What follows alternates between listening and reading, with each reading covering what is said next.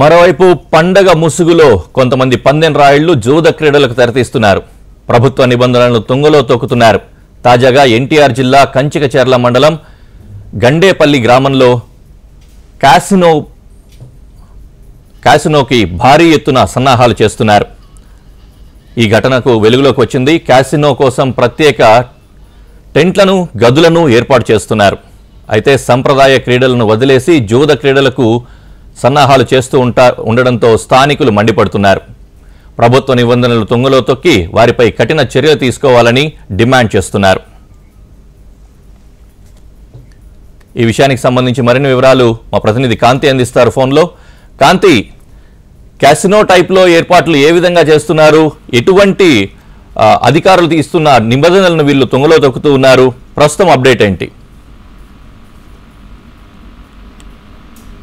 హరి, సాంప్రదాయ ముసుగులో ఉమ్మడి కృష్ణా జిల్లాలో గుట్టుగా కొన్ని ప్రాంతాల్లో క్యాసినో తరహాలో భారీగా ఏర్పాట్లు అయితే చేపడుతూ ఉన్నారు. పందెం రాయళ్లను ఆకట్టుకునేలాగా కొన్ని చోట్ల చీఫ్ గర్ల్స్ ని తప్పించే అవకాశం ఉన్నట్లుగా కూడా తెలుస్తా ఉంది. ప్రైవేట్ సెక్యూరిటీని, బౌన్సర్స్ తోటి పక్కా ఏర్పాట్లు అయితే చేపడుతున్నట్లుగా తెలుస్తా ఉంది. అయితే కొన్ని ప్రాంతాల్లో ఏదైతే నందిగామకు సంబంధించి పెనుగంచిప్రోలు, కంచికచెర్ల, గుండేపల్లి, రామవరపాడు, బాపులపాడు, అలాగే అంపాపురంకి సంబంధించినటువంటి తదితర ప్రాంతాల్లో ఈ కాసినో వంటి కార్యక్రమాలు అయితే చేపడుతూ ఉన్నారు. ఈ నేపథ్యంలో పెనుగంచిప్రోలు తిరుపతమ్మ ఆలయ సమీపంలో మామిడి తోటల్లో బహిరంగంగానే ఏర్పాట్లు అయితే చేపడుతున్నట్లుగా తెలుస్తుంది. ఓ ఏసీ ఫంక్షన్ హాల్ ని కూడా 3 రోజుల పాటు అద్దెకు తీసుకుని అందులో కాసినోకి సంబంధించి ఏమాత్రం తీసుకోని రీతిలో కొన్ని గేమ్స్ ని, ఏవైతే జోద క్రీడలు ఉంటాయో వాటిలన్నింటినీ కూడా ఏర్పాట్లు చేస్తున్నట్లుగా తెలుస్తోంది. లక్షల్లో పందాలు సాగే అవకాశం ఉందని అంచనా వేస్తూ ఉన్నారు. అయితే కేవలం ఆ ఫంక్షన్ హాల్స్ లో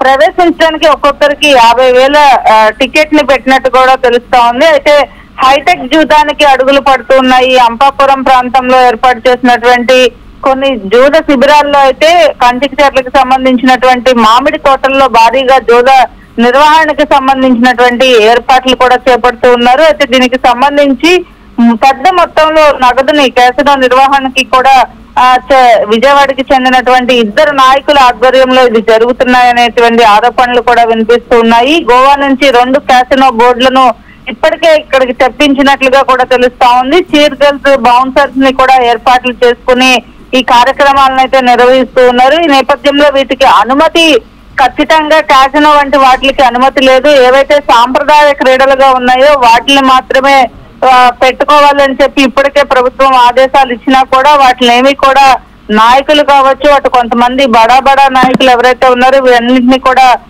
తుంగలో తొక్కి ఈ కార్యక్రమాలు అయితే ఏర్పాట్లు చేస్తున్నట్లుగా తెలుస్తా ఉంది. గండేపల్లికి సంబంధించినటువంటి కార్యక్రమంలో గ్రామంలో కాసినోకి సంబంధించినటువంటి భారీ ఏర్పాట్లు, కోడి పందాలతో పాటుగా కాసినో నిర్వహించడం, విదేశీ జోద క్రీడలను కూడా ఏర్పాటు చేయడానికి భారీ స్థాయిలో టెంట్లను ఏర్పాటు చేసుకుని ఈ జూద క్రీడలకు ఆతిథ్యం ఇచ్చేందుకు కూడా ప్రత్యేకమైనటువంటి ఏర్పాట్లు ఉమ్మడి కృష్ణా జిల్లాలో జరిగినట్లుగా తెలుస్తోంది. అయితే అధికారులు మాత్రం వాటి వైపు కన్నెత్తి కూడా చూడకపోవడంతో ఈ సాంప్రదాయానికి సంబంధించినటువంటి క్రీడలు కాకుండా ఇవన్నీ ఏర్పాటు చేయడంతో గ్రామస్తులు కూడా కొంత తీవ్రమైన వ్యతిరేకత అయితే వ్యక్తం చేస్తున్న పరిస్థితి ప్రస్తుతం ఉమ్మడి కృష్ణా జిల్లా వ్యాప్తంగా భారీ టెంట్ల ఏర్పాటుతో కొనసాగుతుంది. హరి, గ్రామస్తులు దీనికి సంబంధించి కంప్లైంట్ చేస్తున్నారంటున్నారు. కంప్లైంట్ చేసిన తర్వాత కూడా అధికారులు ఎటువంటి చర్యలు తీసుకోవట్లేదా? ఒకవేళ తీసుకుంటే ఏ విధంగా రెస్పాండ్ అయ్యే అవకాశం ఉంది?